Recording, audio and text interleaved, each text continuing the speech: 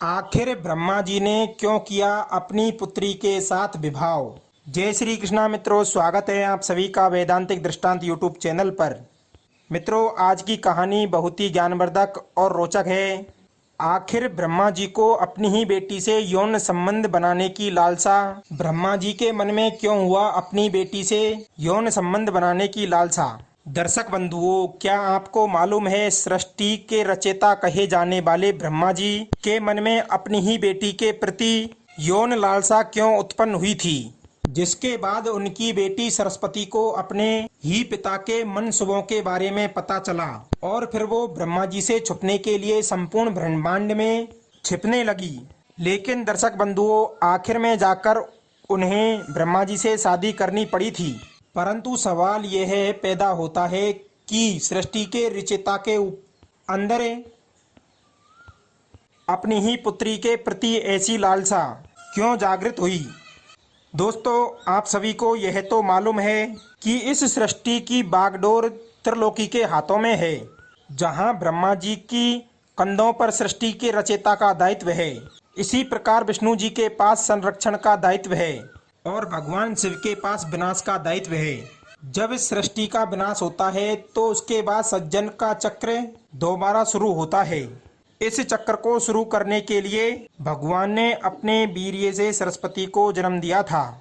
मित्रों, इस बात का परिमाण सरस्वती पुराण में किया गया है।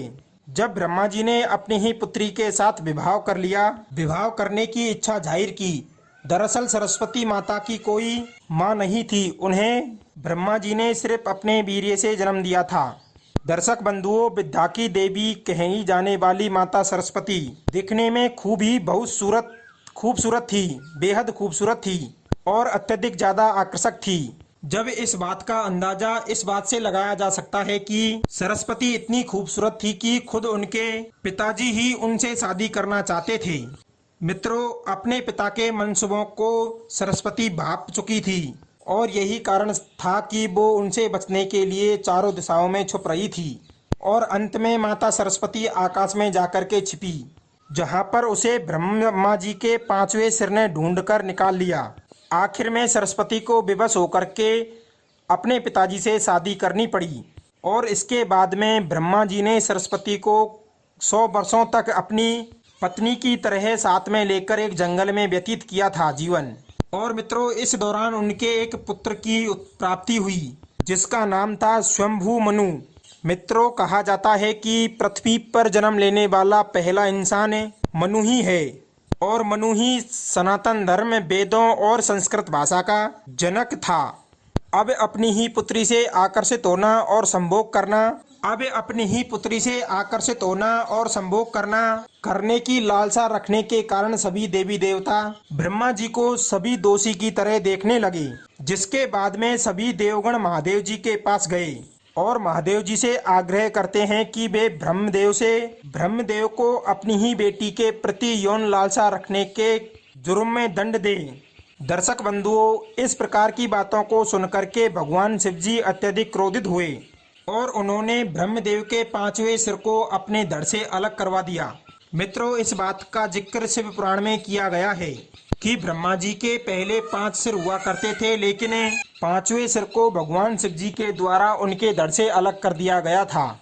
मित्रों, भगवान शिव के द्वारा भगवान महादेव ब्रह्मा जी का 5वां सिर इसलिए काटा गया क्योंकि 5वें सिर से ब्रह्मदेव अपनी ही पुत्री सरस्वती का करने के लिए गया था, जिसके बाद में क्रोधित होकर सरस्वती ने ब्रह्मा जी से कहा कि आपका यह मुख सदैव अपीत बातें करता है और इसी वजह के कारण आपकी सोच भी विपरीत हो जाती है। दर्शक बंधुओं, भगवान शिव के द्वारा ब्रह्मदेव का 5वां सिर काटने के पीछे एक और कहानी बहुत ही अत्यधिक ज्यादा प्रचलन में है। इसके मुताबिक भगवान शिव एक बार पार्वती माता को ढूंढते हुए ब्रह्मा जी के पास पहुँचे। अब जैसे ही भगवान शिव वहां पर पहुँचे तो ब्रह्मा जी के सभी मुखों ने भगवान शिव का खूब अभिवादन किया, लेकिन भगवान शिव का ब्रह्मा जी के 5वें सिर ने अभिवादन नहीं किया और गलत तरीके की आवाजें निकालने लगा। ऐसे में भगवान शिव ने क्रोधित में आकर के ब्रह्मदेव का वो पांचवा सिर धड़ से अलग कर दिया। तो दर्शक बंधुओं, यही कारण था कि ब्रह्मा जी के मस्तक में से उनका पांचवा सिर कैसे अलग हुआ। और यही कारण था कि ब्रह्मा जी का जो पांचवा सिर था वो अपनी ही सोच से कुछ विपरीत सोचता था और उसके दिमाग में हर समय गलत ही विचार उत्पन्न होते थे। तो मित्रों, यही कारण था कि ब्रह्मा जी ने अपनी पुत्री के साथ यौन संबंध बनाने के लिए लालसा जागृत हुई। तो दर्शक बंधुओं, आज का प्रसंग आप सभी को कैसा लगा कमेंट बॉक्स में हमें अवश्य बताइएगा। और इसी के साथ कमेंट बॉक्स में अवश्य बताइएगा। और अगर आपको यह वीडियो पसंद आया हो तो चैनल को सब्सक्राइब करें और हो सके तो इस वीडियो को अपने मित्र बंधुओं तक जरूर शेयर करें। मिलते हैं अगली ज्ञानवर्धक कहानी में। आप सभी का बहुत बहुत धन्यवाद। जय श्री कृष्णा मित्रों।